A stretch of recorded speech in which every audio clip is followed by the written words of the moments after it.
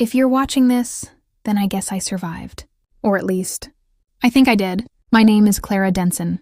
I'm 28, and until a few days ago, my life was ordinary in the most miserable way possible. I had a job I hated, an apartment that felt like a cage, and a relationship that ended in betrayal and heartbreak. But everything changed the moment I decided to leave it all behind. I left the city. I left the people. I even left the comfort of a warm bed that didn't feel like it belonged to me anymore. And I took only one companion with me, D33. That's his name. Strange, I know, but it suits him. He's a dog, yes, but he's more than that. He's a guardian, a shadow, a living compass for the parts of me I didn't even realize were lost. We arrived at the cabin late one Friday evening. The sun had already disappeared behind the mountains, leaving a bruised purple sky that hinted at a night full of secrets. The road to the cabin was narrow and unpaved, lined by towering pines that seemed to watch us as we drove past. D33 sat in the passenger seat, his head tilted slightly, ears twitching. He didn't bark. He didn't whine. He just watched, and I realized, almost immediately, that he was aware of something I wasn't. The cabin itself was small but sturdy, a rustic little thing, with wood that smelled faintly of smoke and history. It had a stone chimney and windows that reflected the fading light like dark pools, perfect for disappearing into. I unlocked the door, and the smell of old wood and pine filled my nose. D33 darted inside first, sniffing every corner, tail low but alert. I followed, lugging in my suitcase, my backpack, and a stack of paintings I hadn't touched in months. Home, I whispered. It sounded hollow, even to me. That first night was quiet, in a way that made my skin crawl. The city had noise, traffic, people, neon lights flickering like restless ghosts. Here, the silence was almost physical, wrapping around me like a blanket too heavy to lift. D33 sat at the foot of the bed, his body taut, ears angled toward the window. I lay down, trying to convince myself I was safe. But then I heard it. A sound so faint, I almost convinced myself it was my imagination. A footstep. Soft. On the porch outside. I froze. My heart thudded in my chest like a hammer. D33? I whispered. His ears perked up, and he turned his head toward the window, growling low in his throat. Not at me, at the outside. I crept to the window, pressing my face against the cold glass. Nothing. Just the dark silhouette of the forest. The shadows of the trees stretching long and impossible under the moonlight. I exhaled slowly. Maybe it was a raccoon. Maybe it was nothing. But D33's growl didn't stop. He's never wrong. I didn't sleep that night. Every sound, a branch snapping, the wind rattling the eaves, the whisper of leaves brushing against each other, made me jump. D33 stayed alert, pacing occasionally, then returning to the window, nose pressed against the glass. I watched him for hours, fascinated and terrified by his intensity. By morning, exhaustion had taken over, but I couldn't shake the unease. I made coffee, the steam fogging the window as D33 watched the trees like a sentinel. I decided I needed to leave the cabin, to break the tension. A walk maybe to remind myself that there was nothing to fear. The forest trail started just behind the cabin. I clipped D33's leash on, and he pulled forward immediately, eager but cautious. He sniffed every tree, every patch of moss, his instincts sharp. And then I noticed it. Paw prints in the dirt. Not his. Too small, too precise. And they led toward the cabin, not away from it. I swallowed hard. Maybe it really was nothing. But I couldn't ignore the gnawing fear at the edge of my mind. The same fear that had kept me awake all night. We returned to the cabin, and I tried to distract myself by unpacking. I hung my paintings, stacked books on the shelves, and tried to convince myself that life here would be peaceful. D33 seemed satisfied, eventually curling into his favorite spot near the fireplace. But even as I watched him, I felt the unshakable sense that we were being observed. That night, I made a decision. I would record everything. If something happened, someone would know. I set up my phone on a tripod in the corner of the room, like a makeshift security camera. D33 seemed to understand, standing guard as I finished preparing. The storm began around midnight. Thunder rolled over the mountains, shaking the cabin walls. Rain pelted the roof in relentless sheets. I sat on the couch, D33 pressed against my side and tried to read. The lights flickered, and for a moment I considered that maybe the city's chaos wasn't so bad. But then I heard it. A knock at the window. My blood ran cold. I froze, staring at the glass. The knocks came again, soft, deliberate. D33's hackles rose, his low growl vibrating through his chest. I edged toward the door, trying to convince myself, rationally, logically, that it was just the storm. Branches, maybe, but as I reached the door, I caught sight of it. A shadow in the rain, fleeting and impossible to describe. I blinked. Gone. D33. My voice was barely a whisper. He growled, staring toward the corner of the room where the shadow had been. I followed his gaze, and my stomach turned. Nothing. But D33 was tense, ready to strike at something I couldn't see. I spent the rest of the night sitting in the corner, holding him close. Every crash of thunder made me flinch. Every gust of wind set him on edge. And yet, despite the fear, despite the unease that seemed to settle into my bones, there was something comforting about him. D33 wasn't just a dog. He was my anchor, my warning, my companion in this strange, empty wilderness. By morning, the storm had passed. The forest glistened with wet leaves, the smell of pine sharp and clean. I stepped outside cautiously, D33 at my side, and looked around. Everything seemed normal. The cabin was intact. No sign of the shadow. No sign of footsteps. Just the soft drizzle on the trees and the distant cry of a hawk. I told myself I was imagining things. Stress, exhaustion, isolation. That had to be it. But then I noticed the scratches on the porch floorboards.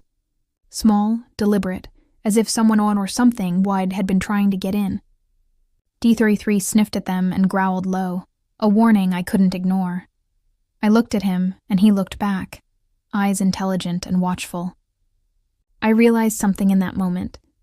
I had no idea what I'd brought into this forest with me. But whatever it was, it had noticed us. And D33 knew. I returned to the cabin, heart pounding, and set up my camera again. This time I left it running all night. I needed to know. I needed proof. Proof that we weren't just alone. Proof that the shadows in the forest weren't just tricks of my mind. That night, I didn't sleep. Not really. I sat in the corner, holding D33, listening to every creak of the cabin, every whisper of the wind, every soft footstep that might have been real. He was tense, alert, but he stayed close. His body pressed to mine like he was telling me, "I've got you. I won't let anything happen to you." And as the night stretched on, I realized something terrifying and exhilarating at the same time. For the first time in my life, I felt truly alive. Not because I was safe, or because I was comfortable, but because I was on the edge, staring into something unknown, something bigger than myself. And I wasn't alone. 33 was there. My constant, my protector, my shadow in the dark. And I knew that whatever waited outside, whatever had left those scratches on the porch, whatever had whispered just beyond the walls of the cabin, we would face it together. I don't know what tomorrow will bring. I don't know what's out there waiting. But I know this, I'm not going back, not now, not ever, because some truths, some mysteries, only reveal themselves when you're completely, terrifyingly, alone. And tonight, we are. The night after the storm, the forest seemed different. Not just wet and shimmering in the morning sun, but alive in a way that made my skin crawl. The trees weren't just trees anymore. They were silent witnesses, and I felt their eyes on me, even as the wind whispered through their branches. D33 padded beside me, tail low but moving with purpose. Every so often he'd stop, ears twitching, nose pointed toward something invisible, and I would freeze, heart hammering. I tried to tell myself it was nothing. Maybe the storm had stirred the forest in unusual ways. Animals, branches, small critters, anything.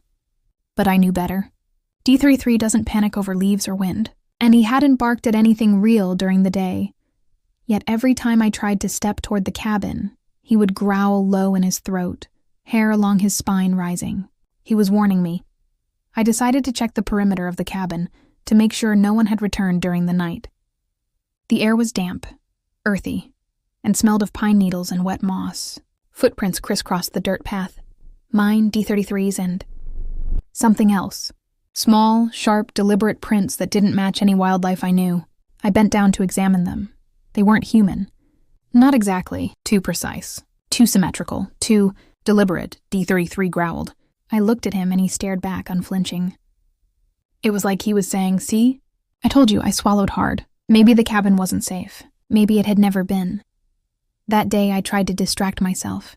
I set up my painting supplies, forcing my hands to move across the canvas, splattering colors like I was trying to convince myself that everything was normal. D33 lay near the door, ears perked, eyes never leaving the window. Every so often he would rise, sniff the air, and move to the corner of the room, growling lowly at shadows I couldn't see. By afternoon I had to leave the cabin. Supplies were running low, and I couldn't survive without water and food. D33 and I stepped out, and the forest greeted us with a strange, unsettling stillness. Even the birds were silent. The hike down the trail should have been peaceful. Sunlight dappled the dirt path, and the air was crisp. But D33 was tense. Every step he took seemed calculated, deliberate, like he was reading the energy of the forest. He stopped abruptly, nose to the ground. I followed his gaze, and for a moment I saw it. A flicker of movement among the trees. A shadow. Just a glimpse. And it was gone. I told myself it was my imagination. But D33 didn't. He barked once, low and controlled, and I felt my chest tighten. At the small town store, people stared at me like I was a stranger. And maybe I was. I asked about the cabin, its history, any neighbors, anything unusual. Everyone seemed wary, hesitant to speak. "Forest cabins have their stories," an old man said, eyes darting to the hills. "People go missing. Animals vanish. Trees, they keep secrets. Best you don't stir them." I forced a laugh. "Stories?" I said.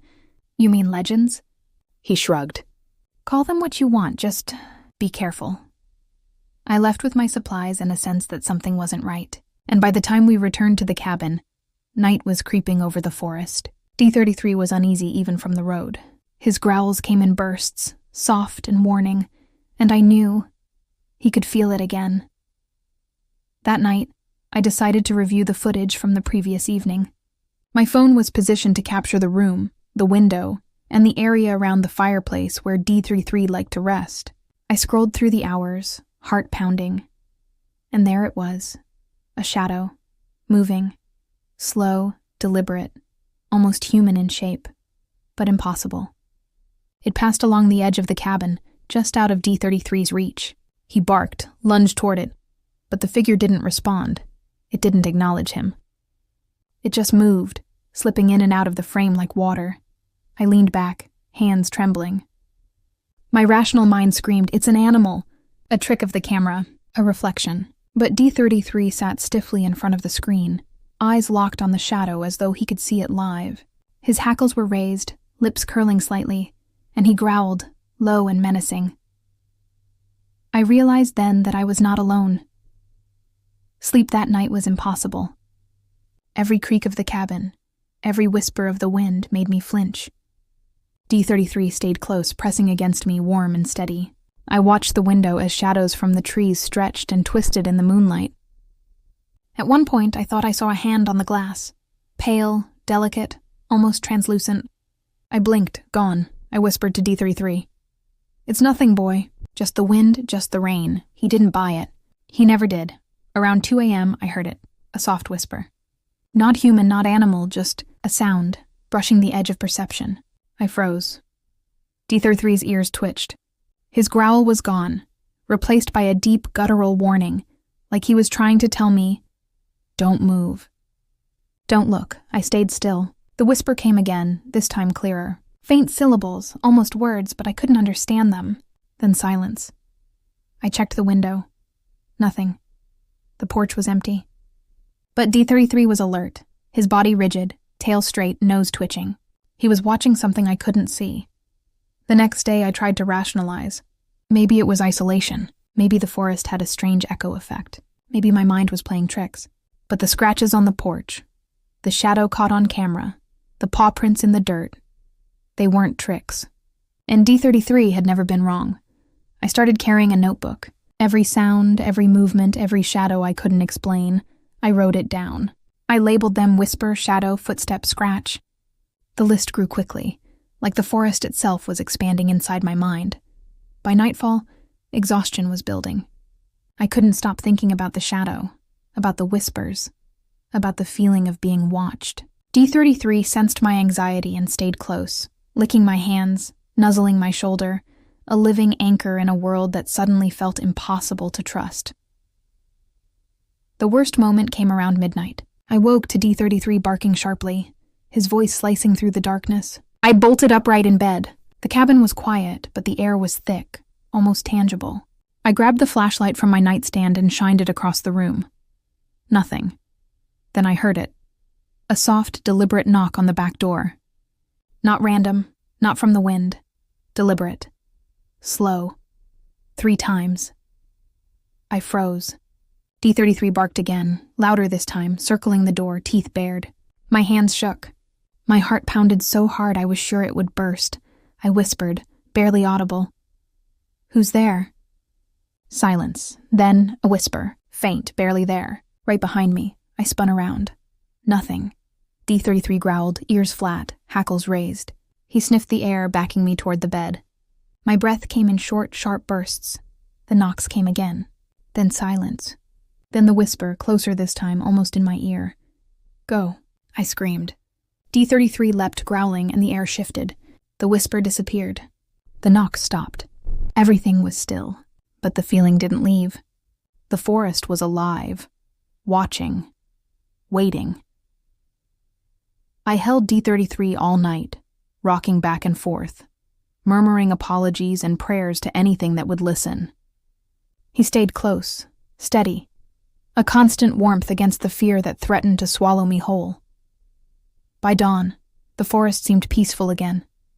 Sunlight spilled across the cabin, chasing the shadows back into the trees.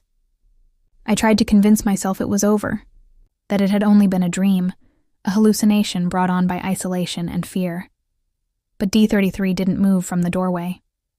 His eyes were fixed on the forest. He had seen it too, and I knew without a doubt that whatever it wasn't gone.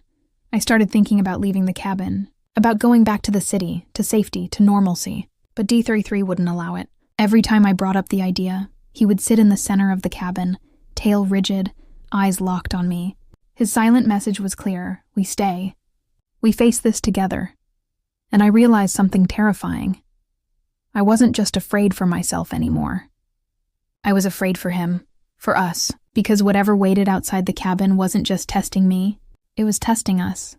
The bond, the loyalty, the unspoken understanding between human and dog. I didn't know what would happen next. But I knew one thing for certain. I would not leave. Not tonight, not ever, because D33 and we were bound. And in this forest, surrounded by whispers, shadows, and secrets, our bond was the only thing keeping the darkness at bay. And the darkness was patient. I told myself I wouldn't let fear control me. I told myself the forest was just a forest, that shadows weren't sentient, and that whispers in the wind weren't messages meant for me. But D33, he didn't lie. And deep down, I knew that whatever haunted this cabin had been watching, waiting, calculating. The next morning, I checked my phone and realized the camera from the previous night had recorded an extra clip, one I hadn't started or stopped. My stomach twisted. I hadn't touched it. I hadn't even been awake, yet there it was, a 3-minute video, dark and grainy, showing the cabin from an angle I didn't remember setting up. The footage started with the room empty. Then, in the corner of the frame, a shadow moved. Slow, deliberate, humanoid but not quite human. It lingered near the doorway before disappearing, leaving D33 in frame, sitting rigid, staring into the corner as if he could see it even after it vanished. I sat on the floor, staring at the screen, hands shaking. "This isn't real," I whispered to myself, but D33 growled low in response, ears flat, hackles raised. He wouldn't let me convince myself. By afternoon, I decided to investigate further. I grabbed my laptop and set up multiple cameras around the cabin, one facing the windows, one on the porch, one near the fireplace.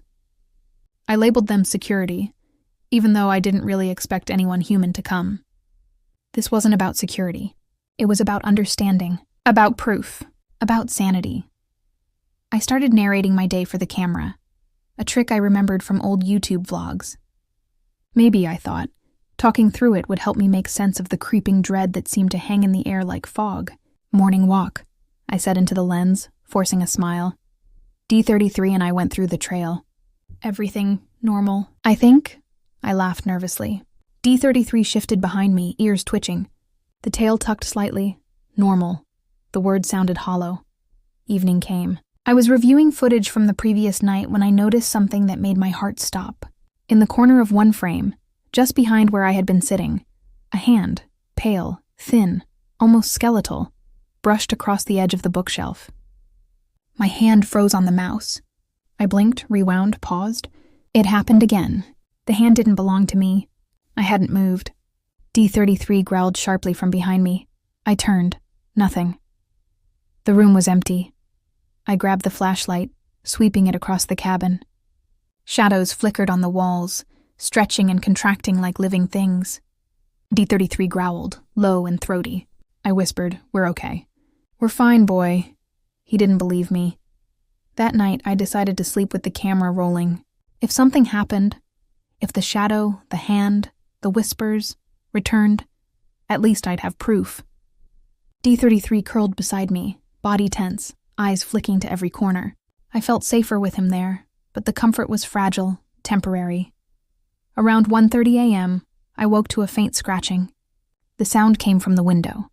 My pulse skyrocketed. D33 leapt from the bed, growling. I grabbed the flashlight and shined it across the room. Nothing. The scratching continued, slow and deliberate, moving along the wall toward the door.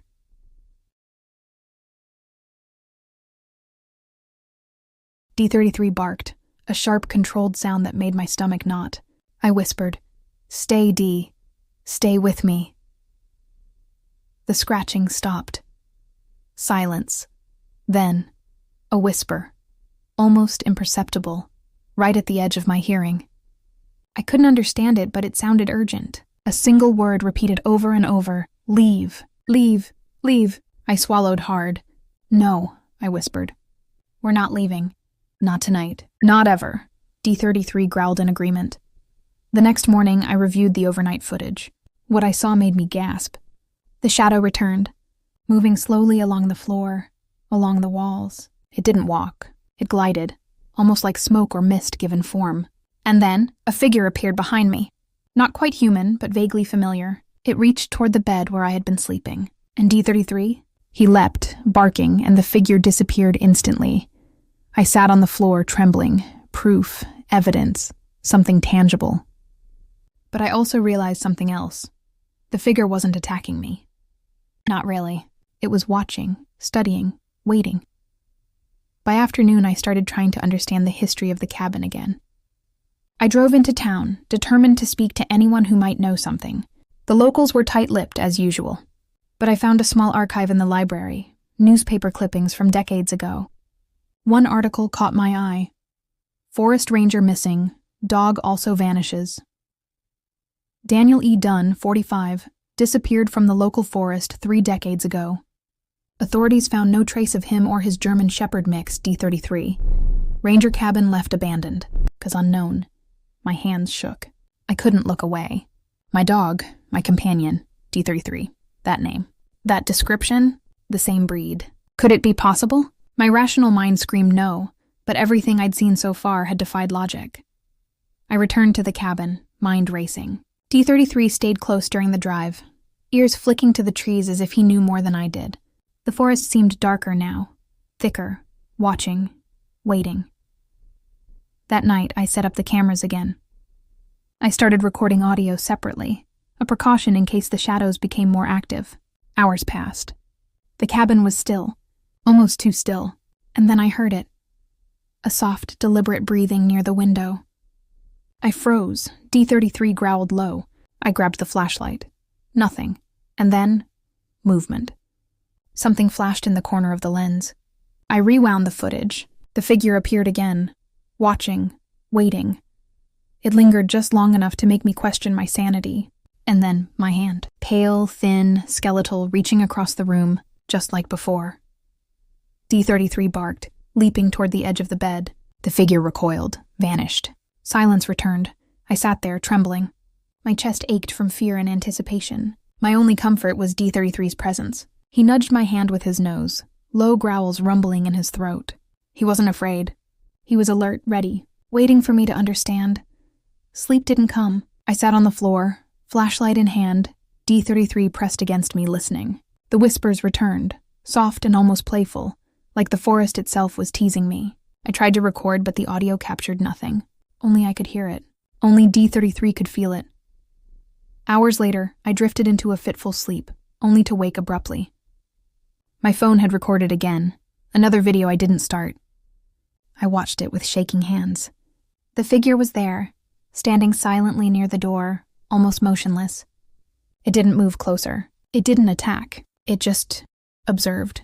And then, as I blinked, it stepped back, gliding into the shadows, gone.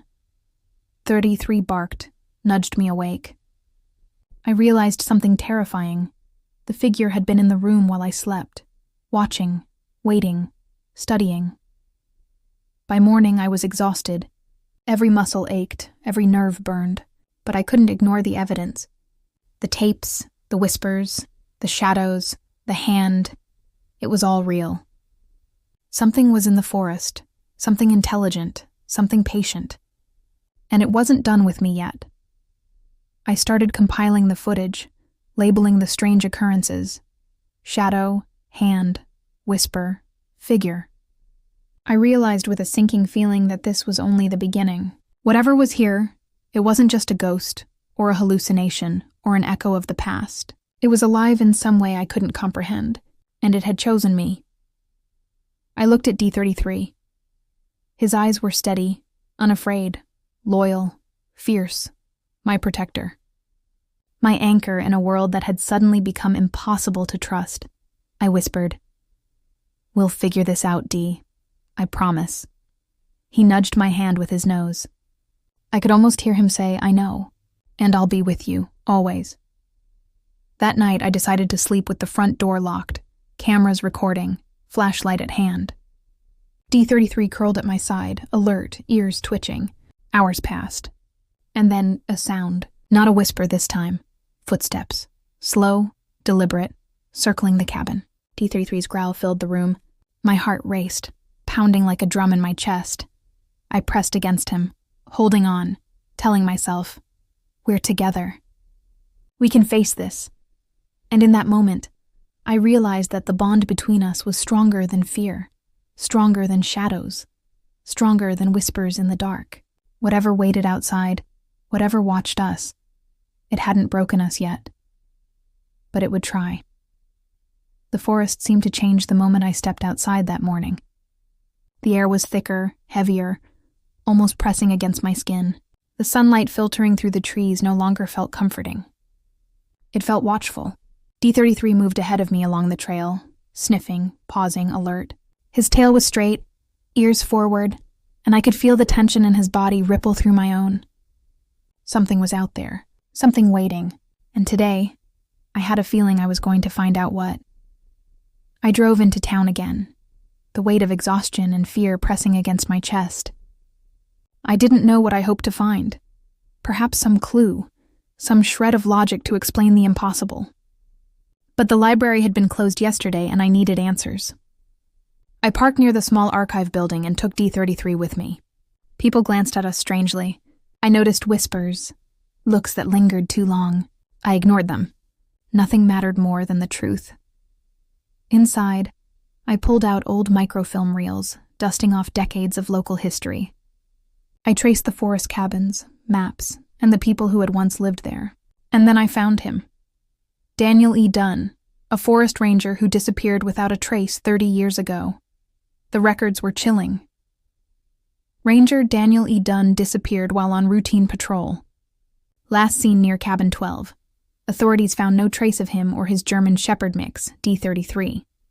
The cabin was abandoned, windows boarded, and the property left untouched. Cause of disappearance unknown. Residents report hearing whispers and seeing shadows near the forest at night. I froze. My fingers trembled. D33, my loyal, mysterious companion. His name. His breed. Could it be the same dog? Impossible, right? He was alive here decades later. Something wasn't adding up. And yet, when I looked down at him, his eyes met mine. I swear, I felt a spark of recognition in his gaze. I left the library in a daze, driving back to the cabin. The forest seemed denser than ever, shadows stretching like fingers toward the road. D33 sat in the passenger seat, tail swishing, eyes flicking toward every tree, every movement. He was alert, aware, and I couldn't shake the feeling that he understood more than I did. Back at the cabin, I dug through the shed, hoping to find remnants of the past, old documents, newspapers, anything that might explain D33's history. And then I found it. A rusted, half-buried metal box hidden beneath a pile of leaves and old tarps. My heart pounded as I pried it open. Inside was a photograph, yellowed with age, and a folded letter. The photograph was unmistakable. A man in ranger attire, standing in front of the very cabin I now lived in. Beside him, a German Shepherd mix, unmistakable. D33. My D33. Same markings, same intelligent eyes. The letter was fragile, the ink faded. I unfolded it carefully, reading the words aloud to D33, who sat silently, ears twitching. If anyone finds this, take care of him. He'll never leave the one he loves. His loyalty is eternal. My time has ended, but his heart beats with mine. Protect him. Protect the bond. He will wait for the one who needs him most. My hands shook. My mind spun. D33 wasn't just any dog. He had belonged to Daniel E. Dunn. Somehow, impossibly, he was alive all these years, carrying a bond that defied time. And now somehow that bond was with me. That night, I couldn't sleep. I kept replaying the discovery in my mind. D33 lay beside me, unusually still, almost solemn. The cabin felt heavier, charged with something I couldn't name. Shadows seemed to stretch longer than they should, reaching toward the corners of the room. The wind whispered through the cracks in the wooden walls, a soft susurration that sounded almost like voices. Around midnight I heard it, the soft click of the front door.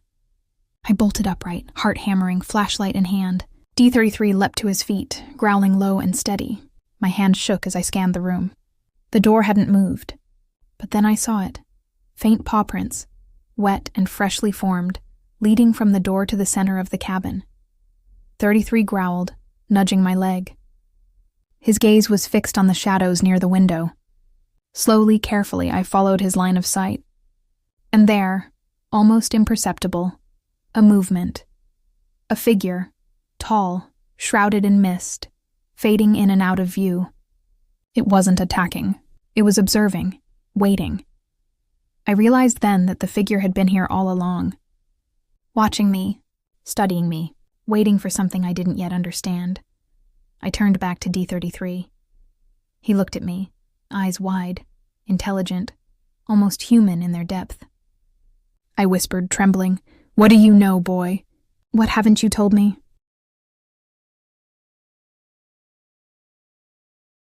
He nudged my hand again, and then he ran to the door, barking sharply, urging me to follow. Hesitantly, I obeyed.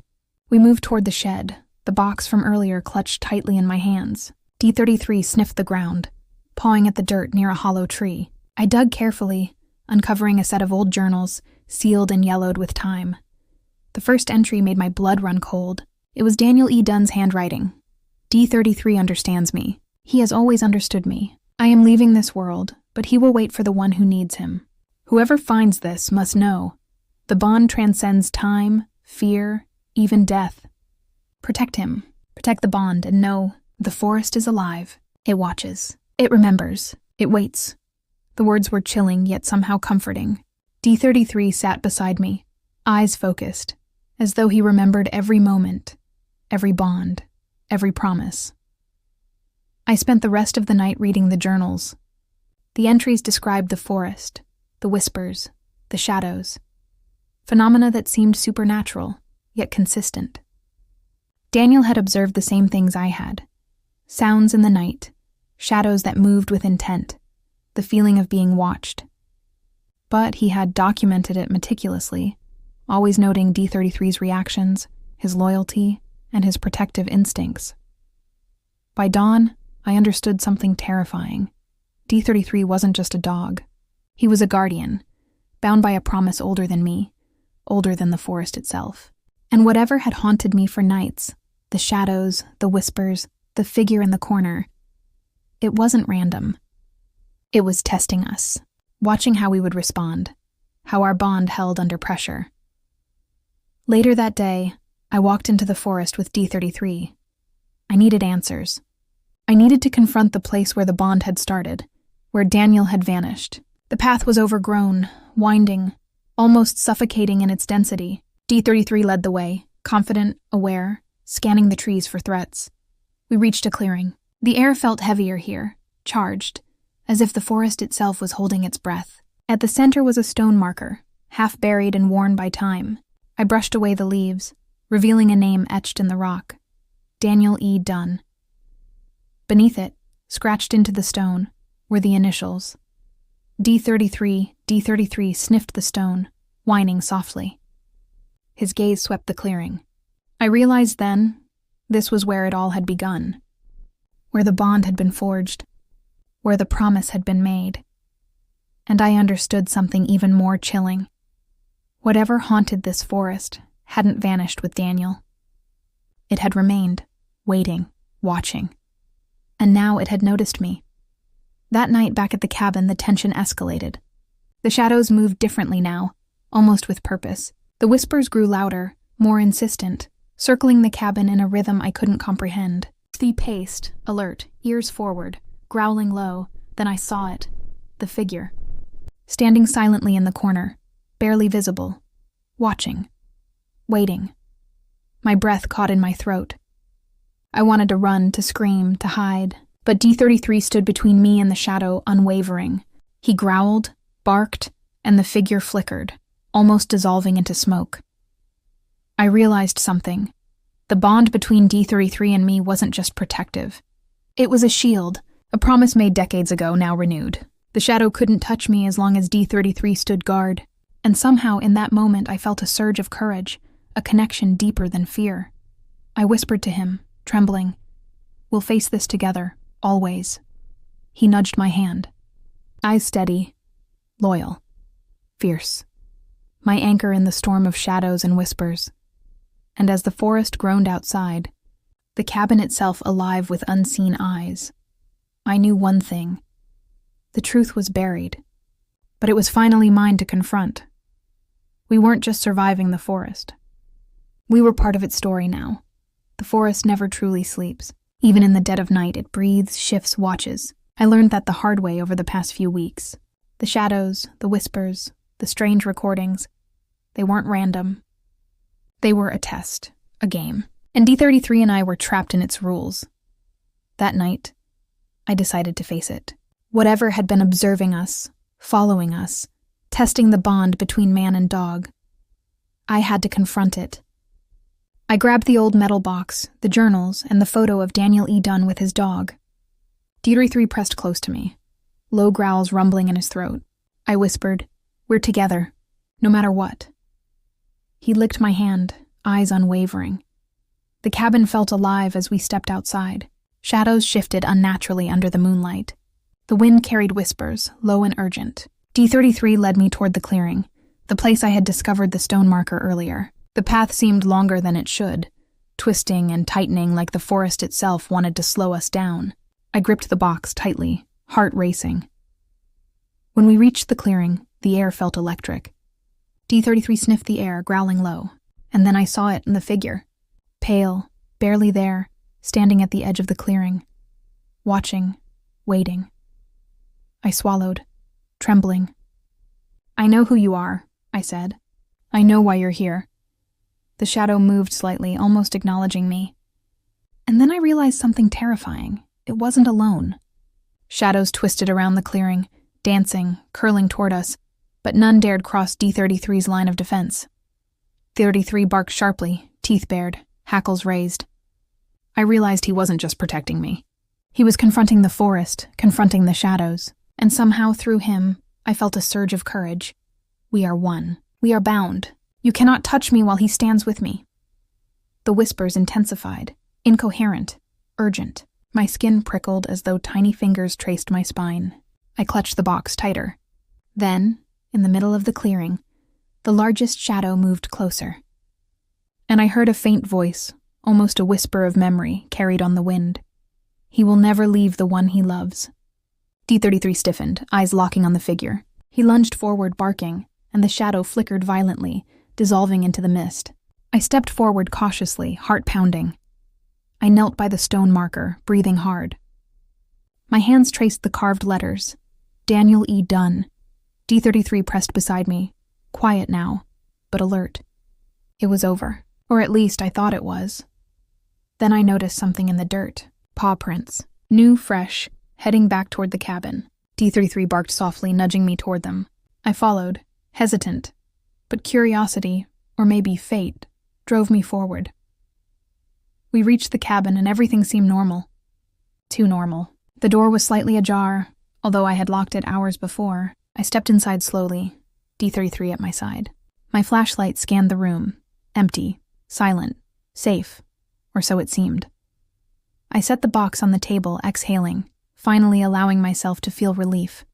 D33 lay beside it, tail wagging faintly. I whispered, "We did it, boy. We survived. We're okay." Then the whisper came again. Soft, almost teasing, from behind me. "He never really leaves." I froze. My pulse jumped. D33 growled low, ears forward, hackles rising. I spun around. The room was empty. Nothing. The shadows didn't move, and yet the feeling remained, like a presence brushing against the edge of perception. I laughed nervously, trying to convince myself it was over. But D33 didn't relax. His eyes flicked to the window, ears twitching. Something was still there. Waiting. The next morning, I decided it was time to leave the forest for good. I packed the car, D33 riding shotgun, the box of relics on the passenger seat. For the first time in weeks, I felt the sun on my face, the crisp air filling my lungs. Freedom. Or so I thought. We drove along the winding forest road, leaves brushing the car, trees closing in like silent sentinels. The cabin shrank behind us. Relief washed over me. D33's head rested against my arm, eyes half closed, relaxed. And then we stopped. The gas station in town looked normal, mundane. People walked about, unaware of the forest behind them. I stepped out to stretch, looking back at the car. D33 wasn't there. I froze. My heart stopped. My hands shook. The seat was empty. Only muddy paw prints led away from the car, fading into the grass. I ran to the edge of the lot, calling his name, panic rising. Nothing. Just silence. The ordinary world felt suddenly alien. And then I heard a bark. Soft, distant, fading. I followed the sound, heart pounding, until I reached the edge of the woods that lined the town. Muddy paw prints led into the shadows, then stopped. The bark echoed faintly, but there was no dog. No D33. I sank to my knees, tears streaming. "D, come back!" I whispered, voice cracking. For a moment, nothing happened. Then a single paw print appeared in the dirt beside me. And a soft growl, low and reassuring. I looked up, but the forest was empty. The car, the road, the town, all normal. Only the paw print remained. I realized something then. D33 wasn't gone. He never really would be. His loyalty, his bond was eternal. But he wasn't meant to stay in my world forever. The forest, the shadows, the promises from decades ago. They had their own rules. I touched the paw print, whispering, "Thank you, D, for everything." The wind shifted. A whisper carried on it, faint and teasing. He waits, and always will. I smiled through tears, heart aching, chest heavy with love and loss. Somehow, impossibly, I understood. D33 had protected me, guided me, saved me. And even if he wasn't physically beside me, his presence lingered, a shadow, a whisper, a guardian beyond time. I returned to the car, heart heavy but grateful. The forest receded behind me. The shadows seemed quieter now, waiting for another story to unfold. And as I drove into the sunlight, I glanced at the passenger seat. Empty, silent, and yet I could swear I saw a flicker of movement, a shadow, just beyond the edge of my vision. Some things in the world aren't meant to be fully understood. Some bonds are eternal, and some guardians never really leave. But they do wait. For the next moment, the next choice, the next heart that needs them.